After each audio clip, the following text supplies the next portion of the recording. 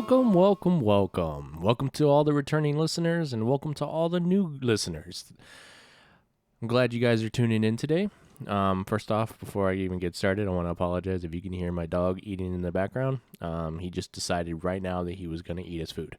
It's been sitting there all day. Now that I want to record something, he decides he's going to munch out. So he's almost done. So if you can hear a little bit of crunching, my apologies. Now, with that out of the way, one of the main things that I wanted to do with this podcast was to involve you guys. So have you guys send me mail, whether it be questions, comments, concerns, short stories, all that fun stuff. And I'd like to let everyone know that I finally got my first question in. But also for those who didn't know, I did finally set up an email, and I also did set up a Facebook group. So those are two forms right now that you can be able to reach me with anything that you want to send me. And that email is cognitivediscoursepodcast@gmail.com. So it's just the name of the podcast. Just do not add the in it. It's just cognitivediscoursepodcast@gmail.com. And then if you want to look for us on Facebook, you can just type in the Cognitive Discourse podcast group, and it should come up. So yeah, those are two ways that you can be able to reach me and send me anything that you wish. Also, if you wish to remain anonymous, just let me know. Of course, if you do it in the group and you leave a comment with a question, your Facebook is going to be seen. So you can send me the email and then just, let me know, hey, I don't want to be named or anything like that. So, and that's completely okay. I don't mind that. Because again, we may touch on some, fairly touchy subjects. And, I understand if you don't want to get people triggered and them coming after you. I completely understand. I'll take that bullet for you guys. So yeah, I got my first one and I'm pretty excited about it. So without further ado, let's go ahead and read this and then I'll give my thoughts on it. So this listener writes in, what are your thoughts on establishing high expectations for children? It seems that in many households, the child is in charge. Parents are more worried about hurting their child's feelings or making them unhappy, and as a result, they fail to set boundaries and healthy limitations regarding behavior. Many adults underestimate a child's ability to complete tasks and do not establish expectations such as cleaning up after themselves or showing appropriate behavior in social settings, for example, restaurants. It is my belief that this trend has now resulted in a generation of adults who are not able to handle conflicting opinions. These adults are showing their entitlement and exhibit lack of appropriate behaviors in various settings. What are your thoughts and what responsibilities do parents have to correct this problem for future generations? Now, that's an interesting question. There's a lot to unpack here. So, in short, I think my answer for some of this would be I think the lack of fathers in homes play a huge role in the behavior of the way children are today. I think not having fathers in the home, and again, this is coming from a father myself. I'm a dad. I have two kiddos, and as much as we talk about equality, of men and women, I still believe that there is a need for a mother role and a father role. And I don't want to single out you single parents, and I'm not trying to upset you at all. But, coming from a single mother home myself, and I have a lot of friends that also, they were raised in single family homes. Having a father and not having a father, you do experience two different experiences. And knowing what growing up for me, it was a little rough not having a dad. There were a lot of things that I wasn't able to learn from a dad. And then now being a dad, I've noticed things as far as the way I discipline and the way I approach my kiddos in discipline is a lot different from the way their mother approaches them. Their mother, and I can't speak on all moms and all dads, but and in our family, the mother plays more of a nurturing role. She's their go-to when they need that nurturing emotional side. Whereas dad, I'm more of the fun, happy-go-lucky person, but they also know they can't run over me.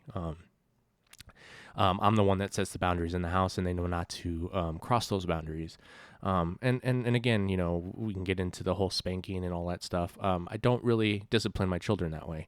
If other people want to discipline their children that way, that I'm not going to hold that against them. I'm not going to tell you how to raise your kids in that aspect. Now, does that mean I've never hit my children? No, I've set that tone fairly early in their life, and they've learned from that. Now it's more of I can just give them a look. But a lot of times, mainly with my daughter, who's the 4-year-old, she acts like a teenager already. A lot of times I can sit down with her and have a discussion, and we address those emotions right then and there. So when she's having a meltdown, we sit there. I let her have her little meltdown for a few seconds, and typically she'll run to the room crying and throwing a tantrum, and I'll let her kind of sulk in that for a little bit, and then I'll walk in the room and I'll have a sit down with her, and we'll talk about that emotion that she's feeling in that moment, and what got her to that point, what got her to feel that way, and how we can work to try to fix it to where we don't hit that tipping point so commonly and so easily. And we just address it, and when we address why mommy or daddy has said no, because a lot of times when those tantrums happen, it's because she wants to do something and we tell her no, and there's a reason for it. We're not just telling her no because mommy and daddy are mean. We're telling her because there's a reason for it, whether it be, hey, can I have some candy? Well, no, because we're about to serve dinner, and then she'll lose her mind. And then, I'll go in the room and we'll address that tantrum, and I explain why we said no, and we come to an agreement, and then, we basically hash out everything. It's a process, and I think that having both parents to be able to juggle those duties makes life a lot easier. And like I said, I didn't have that growing up. I had a mother who had to play both roles, and she worked 16, 17-hour days, 7 days a week. So I didn't really get to see my mom that often. So in the early part of my life, my early teenage life, when I needed my mom the most, she wasn't there. No fault of her own. Just she had to work. She had to pay bills. So I don't hold that against her. But because of that, I took full advantage of that as being a dumb teenager, and doing a lot of things that I shouldn't have been doing. And skipping school, she never really had the time to keep up on my actual schooling, so I was able to get away with a lot of that stuff. And because of that, I didn't do very well in school. And I'm actually a high school dropout. So with that in mind, like I basically have fed into that statistic. I don't have a criminal record, thank God. So I didn't contribute to that statistic. But I still am part of a statistic. But I had a little more of a tough upbringing as far as behavior when it came to criminal activities. I had other outlets and other things that interested me, which is why I didn't do too well in school. I was always into music, and I've always been into wanting to entertain people. So school just never really hit with me. And again, I think if I had a father in the home that was able to kind of drill that into me, maybe things would have been different. But I don't like to look too much in the past and be like, well, maybe this, maybe that. What if this? What if that? But statistically, I know that because I didn't have a father, I kind of added to that whole not finishing school dynamic. So, like I said, short answer is I believe that the reason why children are being the way they're being is the lack of father presence in the home. But I also think the other thing definitely is, and anybody who's in my age group will probably attest to this and agree with this. I think generations have changed in the sense of we're not allowed to correct other children. And what I mean by that is when I was growing up, I'm in my early 30s. So I was born in the late 80s and I grew up in the 90s. But when I grew up, and generations before me also know this, when growing up, if you were in a public setting as a child and you overstepped your bounds, even if your parents didn't see it, it wasn't uncommon for a stranger to call you out on it and put you in your place and say, hey, stop that. Don't do that. And that was acceptable. But that age-old saying, how's it go? It takes a community to raise a child, I think is how it goes. Anyway, what I'm trying to get at is that children in my generation and prior generations that are older than us, parents allowed outsiders to correct a child's behavior. And again, that was the, learning growing up, you learn how to take accountability for yourself and for your actions. And I feel like nowadays with the whole PC culture coming up, you're not allowed to do that. You're not allowed to correct a child because in these parents' eyes, their child does no wrong. And if you try to correct a child's behavior, even though you're doing it for the good of the child, the parent somehow gets offended by that. I've never understood that. Now, me as an adult, as a parent, if my kid steps out of line and I don't see it and somebody corrects my child's behavior, I won't get mad at them. Now, if they go up and smack the hell out of my kid, that's a different story.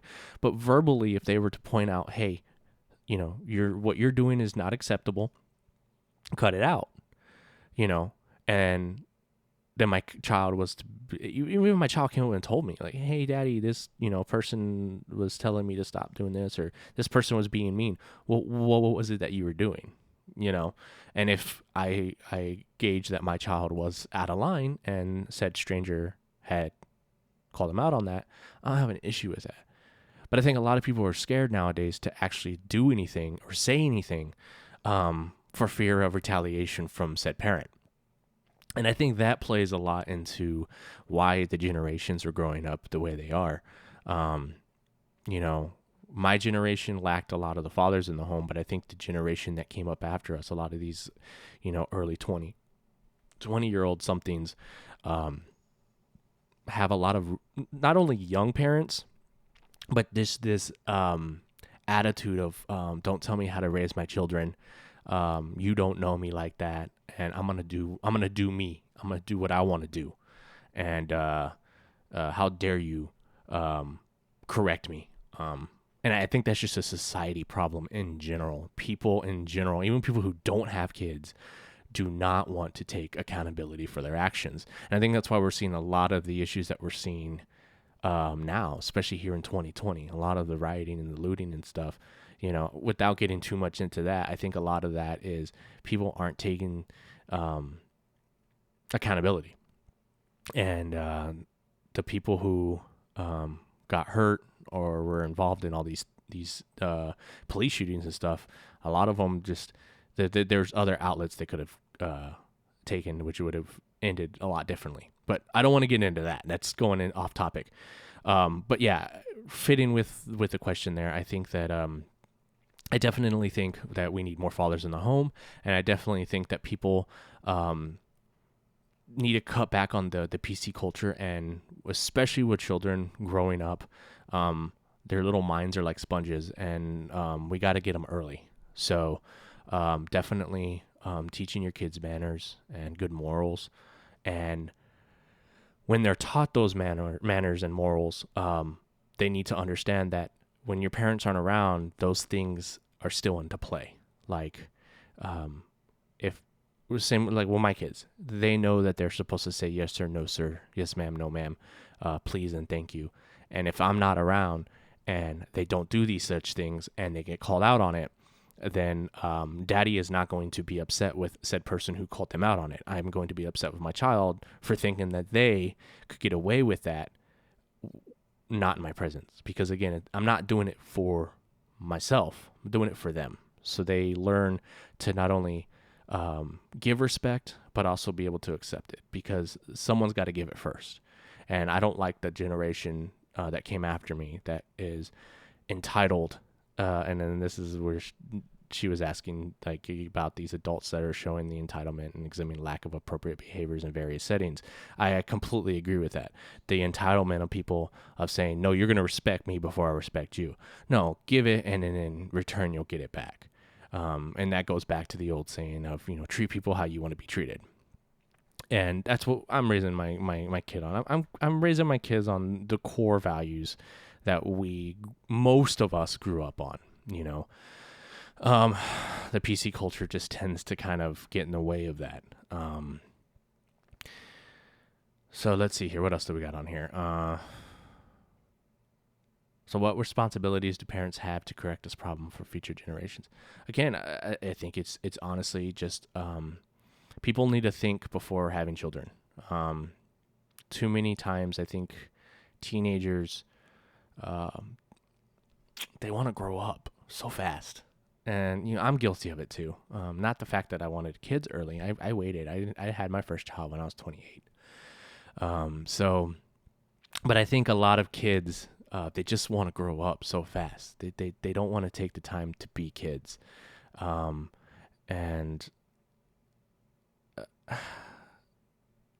I think that plays into a lot of it, just kids having kids.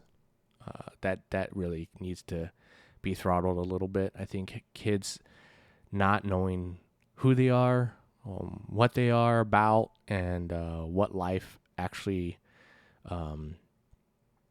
is all about. And these youngins that think they can take on the world and they're ready for that type of responsibility of having a kid. And then once they have a kid and life kicks them in the nuts, they realize, holy crap, maybe I was too young to have a kid. Or maybe they don't, the denial of it. But I think people definitely should, kids should be the last thing on your mind as you're growing up.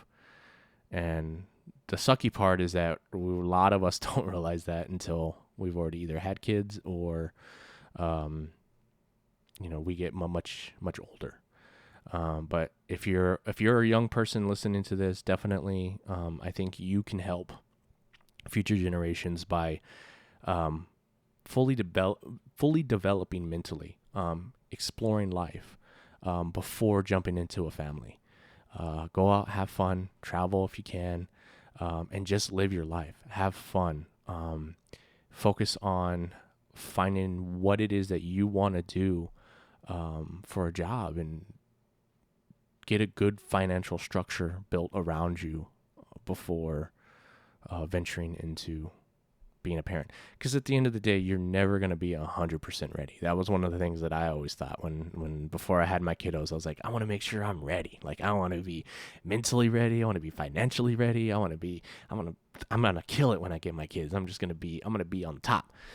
It didn't go that way. Things happen, bumps in the road come, and things that you don't expect. Like I said, life will kick you in the nuts, and it will continue to kick you in the nuts every day. So you got to be ready for that. So you're never going to be 100% ready to have a kid, but definitely you can do things that are going to cushion it to make life a little bit easier for when you have a kid. And definitely don't have a shit ton of them. I think that's another issue. That's when I used to work at a car dealership, and I was a driver there. And so I used to drive, and it was a high-end dealership. So I got to drive a lot of like $100,000 cars. It was pretty cool. It was a pretty cool job. But I got to meet a lot of really cool people and a lot of wealthy people. And so I got to see a lot of perspectives on children. And so one of the funniest ones for me was I would have, and it wasn't just one person, it was a lot of wealthy gentlemen who weren't married. They would always tell me children were a bad investment. And I mean, it used to get under my skin because at the time I had just had my first daughter. So it would kind of get under my skin a little bit, but at the same time I would stop and they kind of got a point. Children are expensive. And if you aren't financially secure, and can have a little bit of a disposable income to put towards those children, it gets a little rough. But I also had a lot of customers that would tell me like, hey, you're never financially going to be ready.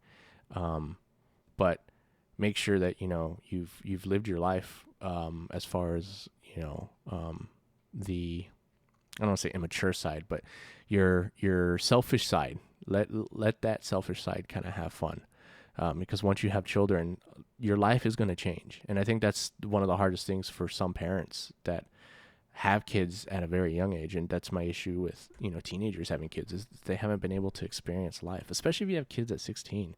The drinking age is at 21. Granted, I did a lot of my drinking when I was in my mid-teens. So by the time I became 21, I was kind of over it at that point. But I mean, if we're talking about the majority here, your early 20s is you're still finding yourself. I didn't know who the hell I was at 20. But there, like I said, there's people that want to party and you want to buy cool things for yourself. And, when you have kids, a lot of that type of stuff kind of has to stop, and it doesn't have to stop, but you start noticing when you become a parent, your mentality does change. When me and the wife go out and we do shopping, before our kids, we bought a lot of garbage for ourselves, and now that we have kids, we focus on buying them stuff. I mean, we have fun going out and getting stuff for them. So, like I said, I really think that in order for parents to really kind of correct the problem for future generations, is we got to have parents definitely live their life a little bit more before deciding to have kids. And then again, back to having the fathers in the home. Don't just have a kid with just some random person. One of the things that I told my nephew when he was growing up, and it was a real quick conversation, but I remember telling him, hey man, like, if you're with a girl and you like her, and you guys get along well, before even thinking about having a child with this person, move in with each other and live with each other for at least a year minimum. Because those first couple months, they'll be fun. It'll seem like, man, this is easy. But then as you guys start to get comfortable with each other, you'll start to notice little flaws in each other. And if you can deal with those flaws and they don't bug you too much, and it doesn't break the relationship, then that's when you can start thinking past just having a relationship and eventually making a family. Because again, like, just think about if you've ever had a roommate or anything like that. There's things that those people will start to do once they get comfortable, and some are quicker than others, that you may not really agree with, and you want to start making kind of a boundary list. and that's kind of some relationship advice too as well. When you're in a relationship with someone, that's something that me and the wife used to do. We haven't done it in a while, but I definitely need to get back on it. But every 6 months to a year, make a boundary list. We all change, and our thoughts and opinions change, and there are things that make a list of things that you will not tolerate in the relationship, and share that with each other. That way everybody knows the boundaries and no one's confused, and no one says, well, I didn't know that would get under your skin. Just be open and honest with each other. And I think that's the problem with us as a society, is we just cannot be honest with each other anymore. We're not allowed to share our opinions without people just tearing us a new asshole. And if you don't believe exactly what somebody believes, then you're considered an asshole or a dick or a racist or a fascist or a bigot or a misogynist. And it's really a headache. It's really hard to talk to people, and I myself have found myself kind of becoming more isolated. Granted, I have a pretty big what's the word? I'm on social media a lot, so I have a pretty big presence via social media. But even then, I'm starting to get to the point where I'm just tired of debating with people on stuff. Like, there's certain people that are fun to have conversations with, and then there's other people who are just typically somebody who says that you're not open-minded. They're the ones that are the closed-minded ones, because they're not willing to, quote, deal with your bullshit, or they'll tell you to Google it. But that's the problem. And that's kind of why, like, I like doing this podcast, is that I want to help others, kind of find other people who are willing to have open dialogues, and understand that there are problems in our society, that should be addressed, that aren't addressed, that aren't in the mainstream. And this is a really great question. So to the person who sent this to me, thank you. It's really an eye-opening question. And so I think that fathers should definitely be in the home. I think that, as a society, we should not be afraid to openly, hold children accountable in public settings, without, we should be able to tell a kid when he's stepping out of line and out of bounds, and the parents not, basically side with the child and applaud their behavior. Instead, that behavior should be condemned and, addressed right then and there. And I think that would definitely help, as far as, children realizing that, hey, there are social constructs and social, boundaries that we all, follow, just to be good to each other. And I think a lot of that has, and I hate saying that parents nowadays are lazy, but parents nowadays are lazy. Everything is so easy nowadays. And we're kind of guilty of this too. And the only reason why we do this is, purely for other people. And so, like, tablets and phones and stuff like that. Like, a lot of parents nowadays would just throw a tablet or a phone at a child and say, "Here, watch this. Like, leave me alone. Go away." And I think we're raising children that are, like, just going to be socially awkward because they're just so glued to these screens, and they're used to interacting with another person or cartoons or whatever through a screen. They're not used to talking. And that's one thing that I love about my daughter, is that she's a very outgoing individual. And when we take her, I've noticed that when we're with other children, that my daughter tends to be the outgoing person, the adventurous kid. And she wants to, "Hey, how you doing? And my name's Rogue, and I want to play." And she's just very out there. And a lot of kids will look at her and they're kind of, they're timid. And I think a lot of that, timidness comes from not being able to socialize with other kids properly. And I think that becomes a huge issue. They're not able to communicate. They're not able to share ideas. They're not allowed to have their imaginations take control like we did when we were kids.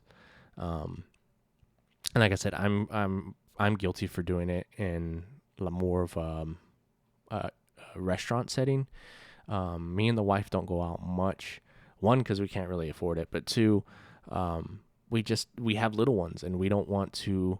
We're so worried about interrupting somebody else's meal, that it hinders us from going out. So typically, if we go out, we'll take a tablet or something. We'll put some headphones in it, give it to the little one, and say, "Here, watch this," just to keep her quiet, just so we don't piss off other people. And so it tends to be more work than it needs to be. So I just rather just cook at home. And then again, I like cooking, so I try to keep my kids involved in it as well. Even though she's 4 years old, she shows a huge interest in wanting to cook, and she likes cleaning, and she likes helping around the house. And those are the type of things that as a parent you want. And that's one of the things that I try to tell my wife, is that my wife is, sometimes she just wants to get it done. She's just like, no, let's clean, let's get it done. And so, like, when my daughter's like, "Hey, mommy, I want to help," a lot of times she's like, "No, I got it, baby, don't worry about it." And I'm like, no. Let's expand on that. Like, if she wants to help, let's get her to help. She may make a mess in the process, but the whole thing is to try to keep her involved, keep our kids involved. Let them, if they want to do it, be all about it. I think that's how we can reverse the laziness in a lot of the generation that's coming up. And at the end of the day, it's just take time with your kids. It's something that we battle with every day as well as parents, because we're always on the go. Like we're a society of people that are just on the go constantly. And that's one of the reasons why I was able to, I just got tired of working for corporate America, and I decided to be doing things on my own and try to make an income and a living on my own. And that allows me to spend more time with my kiddos. I've been there, done that with the jobs, and working 60 hours a week, 6 to 7 days a week, it's rough, man. And had I not had my wife to be home with the kiddos when I was doing that, who knows where my kids would be mentality wise. We still had somebody in the home, but again, I wanted to be present. It's one thing to be the dad and for the kids to have their dad in their life, but never home because he's working all the time, versus having a dad who's actually there and involved. And I wanted to be that dad. So, thank God we got lucky enough that the wife got an at-home job and she enjoys it. So she's able to be at home a little bit more. And, my kids are lucky they have a grandma in their life that they get to see every single day, and takes a lot of pride and is helping us, raise our kids properly. And, my mom loves it because, again, she wasn't able to do that with me. So I think for her, it's kind of a way to give back to the kids. Like, I wasn't able to give all the attention that I wanted to my own kids, so I can do it to my grandchildren, which is great. So I think we need to realign those fibers and strengthen those family fibers in the home, and let's start there. Definitely take some initiative with your kiddos. And if you're a teenager and you think you're an adult right now and you think you can handle life, just, I'm going to be the old fart to tell you, hey, you got a rude awakening. Be selfish while you're young, have fun, and then come back to having a kid later. I think we need to cut down on that. We also just need to stop spitting out 7, 8 kids, man. I originally just wanted one. I wanted to have one child, and I wanted to just harness that child as my seed and watch it grow, and just spend all my energy and everything on that one child. But at the end of the day, I still always wanted to have a pair, and I figured, they should have each other. Because I also don't want my kid growing up and never knowing what it's like to not have a brother or sister. So we stopped at 2. So I got my pair, my boy and my girl, and we stopped there. But I think if we can control how many kids we're actually pumping out too, I think that will help out a lot, because if you have more than 3, I think it becomes, I think becoming a parent becomes a chore. And that may be a harsh word to use, but yeah, you know what? I'm gonna stick with that. I think when you have more than 3 children, it becomes a chore, because that's a lot of different personalities. That's a lot of mouths to feed. That's a lot on your pocketbook, not only financially but just mentally too. Like I said, all those personalities, man, that's a lot you have to deal with. My 2 kids, they're both goofy, but my son, as he gets a little bit older, he's only 1.5, but his character's kind of starting to show a little bit, and he's a little more reserved. He's a little more to himself. He don't really want to mess with nobody. He don't like being touched. He doesn't like people really holding him unless he's mommy. He sees mommy or he sees grandma. Shit, he didn't even like daddy holding him for the longest time. He's coming around. But I'm as I watch my kids grow, I think I'm going to have to approach him a little bit differently than I do my daughter when it comes to how I word things to him, and how we approach the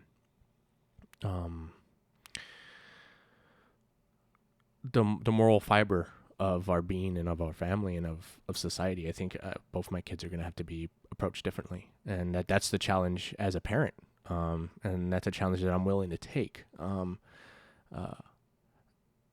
I think for me, I was excited to have kids. I wanted kids. And so I think that's another thing, is I think a lot of people just are having kids that they may have not have wanted.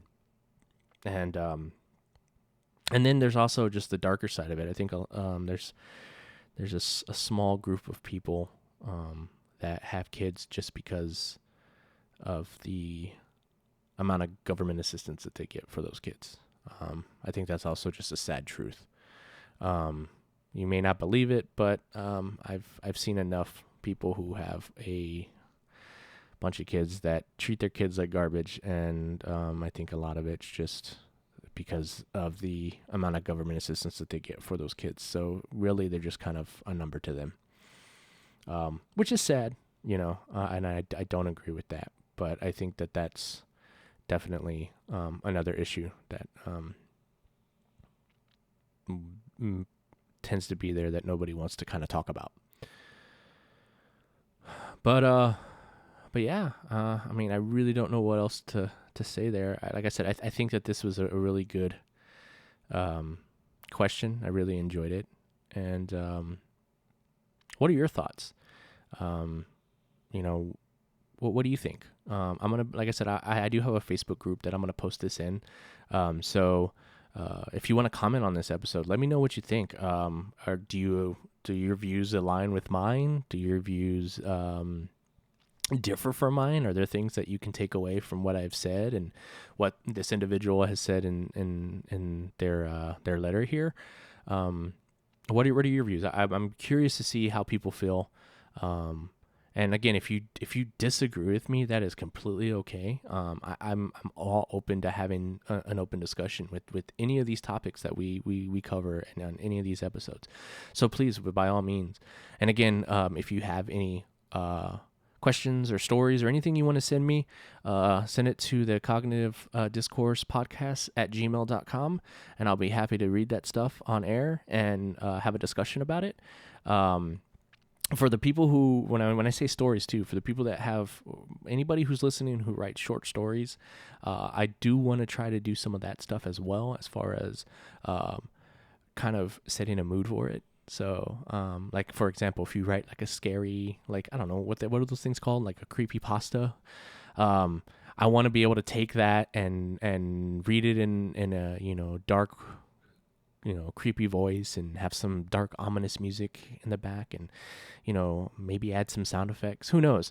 I'm willing to take it as far as we can possibly take it. I really want to kind of experiment with all that type of stuff.